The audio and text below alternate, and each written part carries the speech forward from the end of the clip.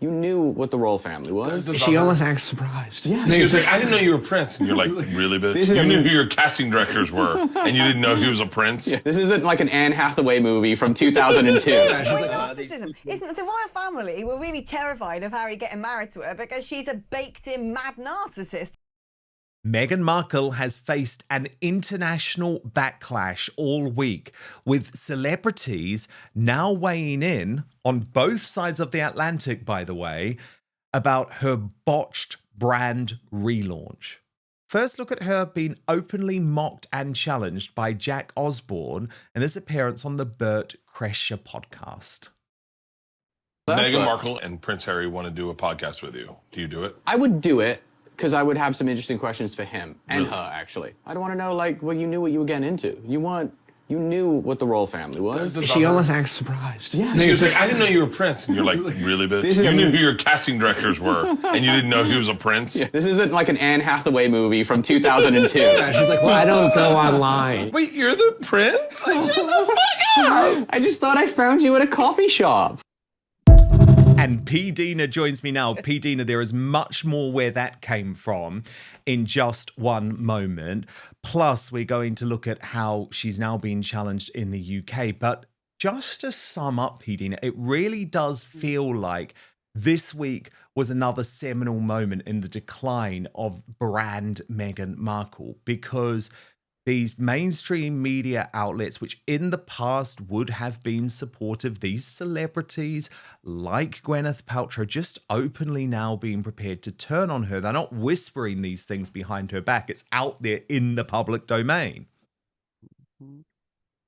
Yeah, I think we have something that is starting to get momentum. Right. I remember in the very beginning when all this was happening, I said somebody with a name, somebody who has a wide reach needs to come out and say something. And it's taken some years because, we've been talking about this for a while, but it's actually finally starting to happen. And I think other people will now jump on the bandwagon, and Gwyneth and others are saying something.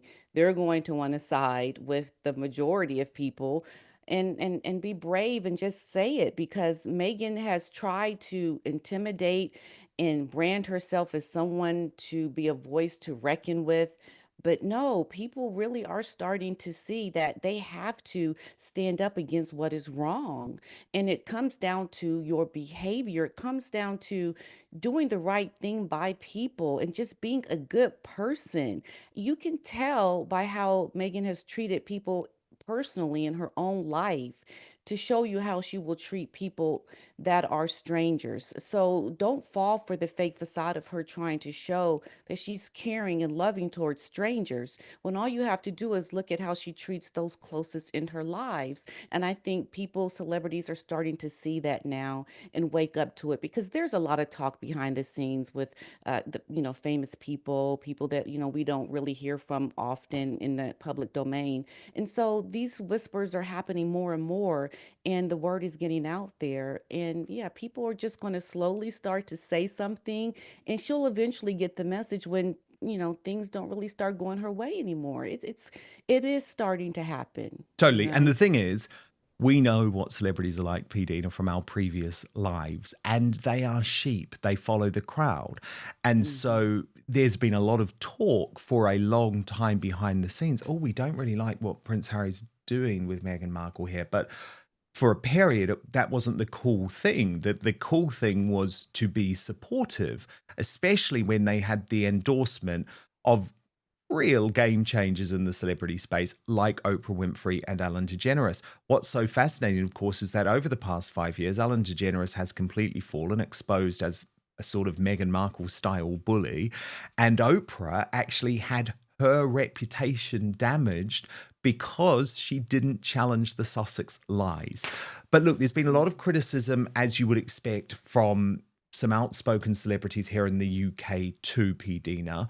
And I wanted to play you a specific moment with the brilliant Alex Phillips hosting on Talk TV alongside Kevin O'Sullivan. I'll get your reaction off the back, but Alex is very much making the case here that not only was Meghan Markle a narcissist, she claims the royal family knew she was a narcissist, and that's why they didn't want Prince Harry to marry her. Interesting claim from Alex, who knows a lot of people. Watch this. Has waded straight into a legal roadblock. Well, it's narcissism. Isn't the royal family were really terrified of Harry getting married to her because she's a baked-in mad narcissist. And when you listen to what she says, it's all like, I lost my voice, finally able to have my voice. I wanted to share it with you, but I haven't been able to share it with you in the same way because of the royal family. You know, they wouldn't let me, essentially, become the entire Meghan show because, you know, family is in the title there. It's about the royal family. You're part of, you know, a whole group of people representing a nation. But, you know, she's not able to talk about cooking and gardening and produce and, you know, the things that are really trendy. But what about Highgrove? That's literally got its own produce. And princes, princesses and duchesses are allowed to try their hand and, you know, get involved with that. She could have just like thrown herself into like, you know, duchy products or something, but instead, no, she wanted to do it all herself. It has to be Meghan's munch. Yeah, exactly. And she's implying in this video, in this statement, that while she was under the repressive hand of the British royal family, I mean, apart from the fact, you know, she's already maintained they're just a bunch of racists, they also now, we learn from her, suppressed her fantastic talent for cooking and gardening. You know, I mean, I like to cook. I don't say I'm that great, but, you know, I could do a program, say, hey, cooking with Kev, it's great, yeah. Oh, look, here's Kev digging up the garden. Oh, he's planted a rose. That's not a business. What is her special skill? Oh, her special skill is talking about Meghan. That's the thing. If you look at all the things that Meghan produces, that Meghan wants to do, it's like, well, I really think this program should be about me interviewing other brilliant women. You do all the work and I'm going to take some credit. I mean, I think Alex Phillips is absolutely brilliant, P-Dina, but what about her claim there that, in fact, the royal family were aware of Meghan's narcissism and that was behind their reluctance to let her into the family? I think Harry should have listened to his family. They would have had his best interest at heart. But I think Harry was just trying to be rebellious and push back against people telling him things that he perhaps didn't want to hear. But unfortunately for Harry, he didn't listen to his family. And, you know, people may say, you know, the royal family is racist or whatever and say all these things. You know, this is a situation where they were trying to tell him the truth. And that's just not true about, you know, the royal family being racist. They're so, you know, trying to show inclusivity, but she just is somebody you can't include. You just can't because she wants to take over. She wants it to be about her. And like she was saying, it's the royal family. Meghan did not want to listen. That is the facts. Harry didn't want to listen. And now they have found themselves in the midst of a firestorm. I just hope that the royal family is not covering up anything for Meghan. I feel like they're keeping their hands, they're keeping their distance from Meghan. And I think sometimes you just have to pull down and just say, hey, look, we're going to show you, look what you have done. They, I think, have the power to do something with Harry to really try to show him, you know, stop being taken over by this woman. I mean, Harry is losing control. His whole life is spiraling out of control. It's not going to get better. This is not something that, oh, eventually let's just wait and see what happens. This is something that is going to destroy this man. We already know he's had issues. I think the royal family at this point, they saw it in the beginning. And now we're at a point where you need to go save your son. He has had issues in the past with his mental health. He has had issues with substance abuse. How do you try to not do something to save the inevitable that could be happening? Because I really do feel like Harry is in not a good spot right now. you can see it on his face, and then how he lightens up when she's no longer around. Oh, of course. I But think but this then is in a tears, big in moment. tears at the Invictus Games closing ceremony, and everyone tries to say that it was because Justin Trudeau, his bro, was being so nice about him. No. That's not my take. The pressure on him had become so serious because Meghan had obviously defied him in terms of releasing the images of the children, and he just lost it in a way that his mother used to. I'm really interested, P-Dina, though, to see the backlash against Meghan and Harry go mainstream in America. We saw Jack Osborne in that Bert Kreischer podcast. Now, this is very much mainstream American opinion, and it must be the type of thing that is particularly damning to Prince Harry, because these are the types of celebrities who he used to have on side, and now they're openly mocking his wife and questioning Harry's life's choices. But first, do you know that sleeping less than 6 hours per night doubles the risk of early death? Poor sleep is also linked to obesity, heart disease, high blood pressure, diabetes, depression, and a weakened immune system. Now, personally, I have struggled with my sleep for a while. I actually tried everything, but I found it difficult to wind down and get to sleep before about 2 a.m. Now, I thought that was weird, but apparently I'm not alone, because the CDC reports over 35% of adults in the US sleep less than the recommended 7 hours. Many sleep supplements contain melatonin and other ingredients. The problem with them is they create dependencies, cause morning grogginess, and lose their effectiveness over time. So that's why I've started taking Evening Being. This is a brand new product from the brilliant Verso. They spent 3 years protecting the formula. They created a melatonin-free drink mix with clinically studied, patented ingredients. It's formulated to calm an active mind, help you fall asleep faster, stay asleep longer, and improve deep and REM sleep, all without creating dependencies or causing morning grogginess. Now, the best thing is, I actually look forward to drinking Evening Bean every night because it just tastes really good.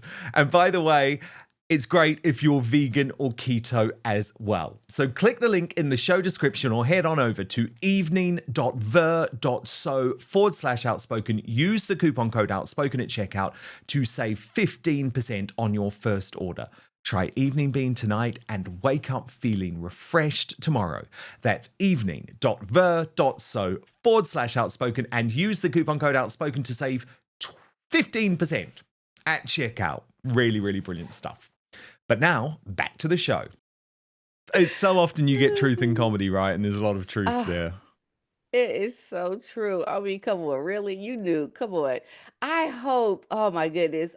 I mean, wouldn't it be just great to have her, on a podcast where, he's interviewing her, and, that will never happen. But I love to hear them speaking about this. It's just, it shows you how the American audience is really starting to see from the actions of Meghan and Harry who they really are. And now people are picking sides. And I, think it's wonderful because there is a lot there, because Meghan, I'm telling you, is like no other when it comes to just a train wreck. And we love a train wreck. And this is such a big deal now, I think, for people to talk about. I absolutely love it, especially men. Men usually don't really talk much about the royal family, but hey, we've got something to talk about now, and they even get it, right? They even see, come on, Meghan, really? You didn't know he was a prince? Yeah, this is something that a lot of Americans are waking up to, and it's great. I love it. Yeah, I love it too. But what was fascinating, because what I want to do, P-Dina, is look back at the week in terms of the coverage. And it's really critical to have some idea of whether the publication was a woke publication that was previously in favor of Harry and Meghan. And so let me start with this example in The Guardian, because The Guardian is the wokest of the woke newspapers, and The Guardian always wanted to be in full support of Meghan Markle and against the British royal family. But even they are no longer in support. So this headline, Meghan's rebranded herself and it's another valiant attempt to flog poshness to the little people, is, I think, again, absolutely damning. Let me take you through a little bit of what Emma Brox reported or wrote. She's an opinion columnist, in fairness. She said, "It's ridiculous, of course, as is the hello little people tone adopted by the former Royal Highness in keeping with the general attitude of the famous towards the unfamous, namely one of stating the bleeding obvious as though sharing the key to existence. Meghan is a minnow in these waters, but of course has her own secret weapon she isn't shy about using. In the new video, she deploys good old Harry to hold up the camera phone and drop a few posh tones to remind us that even if as ever isn't royal exactly, it is at least royal adjacent. Both brands have an aspirant lower middle class vibe about them, which it would be rude to point out were it not for the fact that Harry and Meghan trade on class as part of their branding. What they are selling isn't poshness itself, which strictly speaking should entail low comfort, hole in the elbows, bad cooking and drafty homes, but much like Trump and his performance of Billionaire, a kind of poshness they imagine might appeal to the peasants." And look, I know The Guardian obviously comes from that left-wing perspective, but again, damning. And these were the people that they thought they could rely on, P-Dina. Yeah, I think it's like what I said earlier about with Gwyneth, people are starting to speak out and have the courage to, you see the elephant in the room, you better say something. You can no longer just ignore it. And people just can't ignore it anymore. And, trying to appeal to the little people, yeah, like let them eat cake, you can't be like this in social media. I mean, everyone is so aware of everything you do that your life essentially is an open book on the internet, and people are going to call you out. People have voices. You talk about, not being able to have your voice, Megan. Look, you've empowered a lot of women to come out and speak and have a voice with your nonsense. So, yeah, we're coming out and saying something, and I love this because this is what needs to happen. People, those publications, opinion pieces need to come out and call a spade a spade. Hey, look, girl, you're messed up. You're wrong, and you just have to wake up and try to be better now because your life is not going to get better moving forward. Not with people turning on you like this. It's like you have to recognize the obvious. It's like we can't see you. Okay, it's just like she's just trying to go about her business like all is good in the world, humdy dum. We're looking at you. We see you, and we're gonna call you out, girl. Okay, we're gonna Totally. call you out. You better stop. Yeah, and what's interesting, Peter, even those that don't want to call her out are having to call her out. So I found another example from the pro-Meghan media this week. It's the London Standard, an article by India Block. Now, this woman is mega woke, right? But look at the headline. Will anything ever go right for Meghan Markle? Not if the haters have their way. So that's trying to blame people like you and me, P-Dina. But then you dig into the article, and India Block writes, still, Meghan seems determined to remain connected to the questionable institution that she rejected as it rejected her.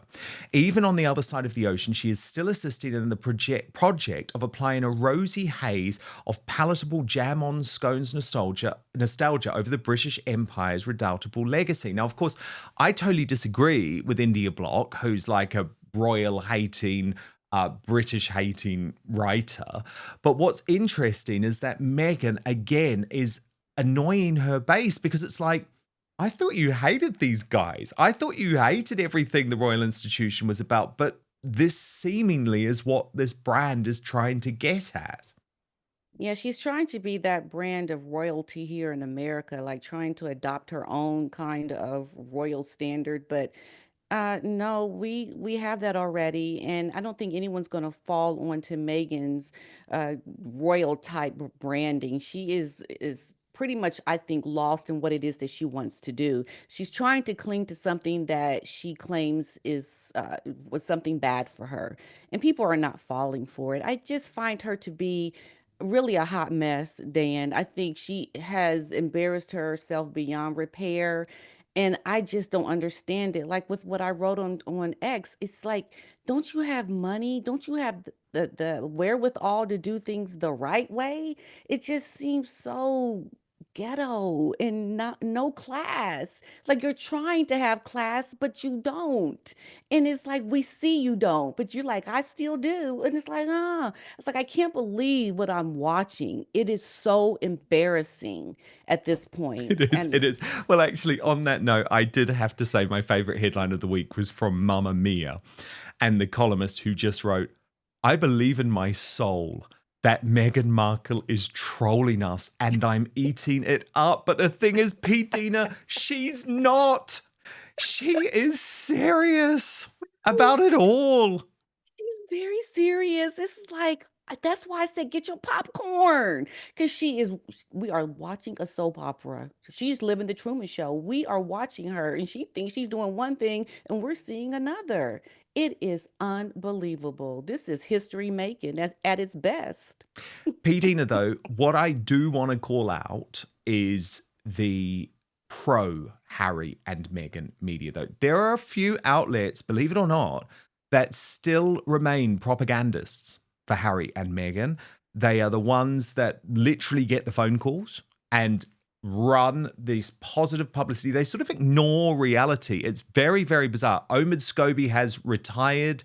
Even he can't continue with somehow trying to spin the absolute bleak reality of the Sussexes' business lives, but there are some who do. So let me take you through some of the astonishing spin of the week, P-Dina. So we had Us Weekly reporting how Meghan Markle's As Ever logo represents her love with Prince Harry. And the briefing to Us Weekly, and we know this would have come directly from Harry and Meghan, is that Us Weekly understands that the palm tree was chosen as a nod to Meghan and Harry's home in Montecito, where they live with their 2 children. Meanwhile, the hummingbirds were chosen because they are a favourite of Harry, Us can confirm. And there was more of this rubbish in Tatler as well, which reported a subtle nod to Prince Archie. Meghan Markle's As Ever logo is full of poignant symbolic meaning for the Sussex family. So they tried to claim that actually, no. The hidden reference is actually not about Prince Harry. It's about Archie. So that was how Tatler went. Then Hello, and I mean, this was like, oh my God, are you kidding me? You're crazy. So Hello magazine reported P-Dina. Remember, after everything we saw and reported on their relationship at the Invictus Games, but Hello goes with the headline, Inside Prince Harry and Meghan Markle's unbreakable bond at life-changing Invictus Games. Now, what's interesting, of course, P-Dina, is that these pro Harry and Meghan publications are becoming few and far between. But goodness me, they still drink the Kool-Aid. And are there some people who believe this stuff? They want people to believe it, but I don't think that they really will. I think it's just a headline that Meghan may have, I don't know, helped to pay for or something, because these people are trying to give us some kind of sense of goodwill and things are all great. No, it's not. So how can you say this?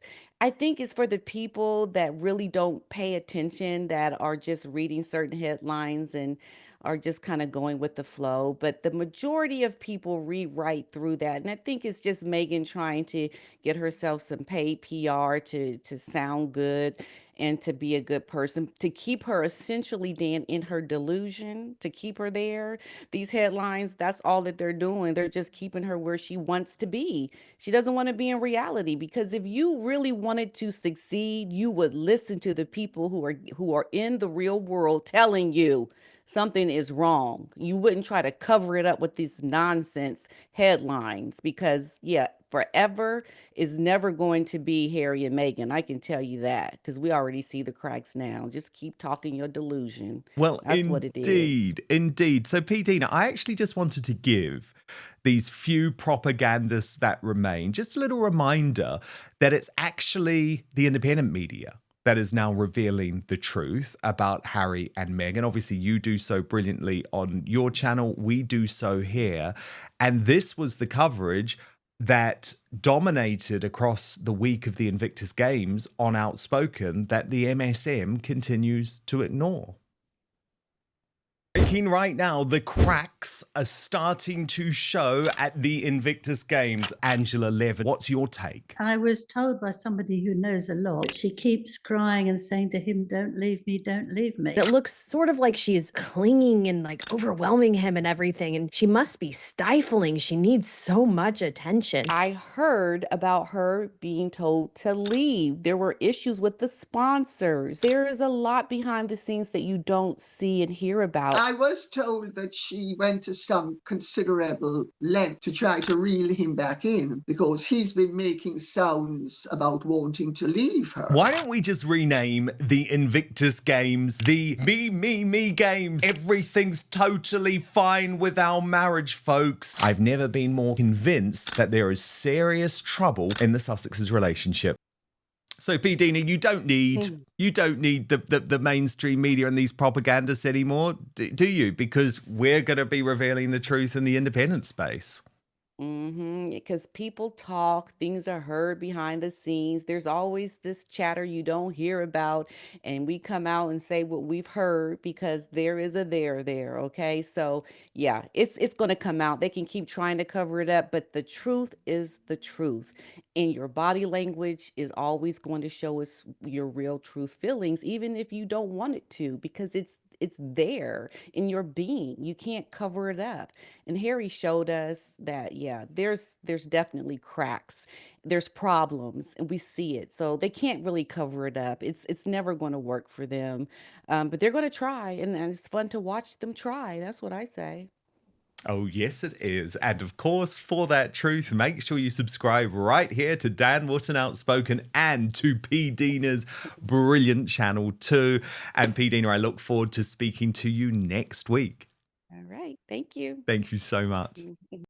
Thank you so much for watching Dan Wootton Outspoken. Please click on my face just to the bottom left to subscribe to this brand new independent news source and turn on the notification bell so you'll be alerted to our brand new live shows, uncancelled interviews, and special royal episodes.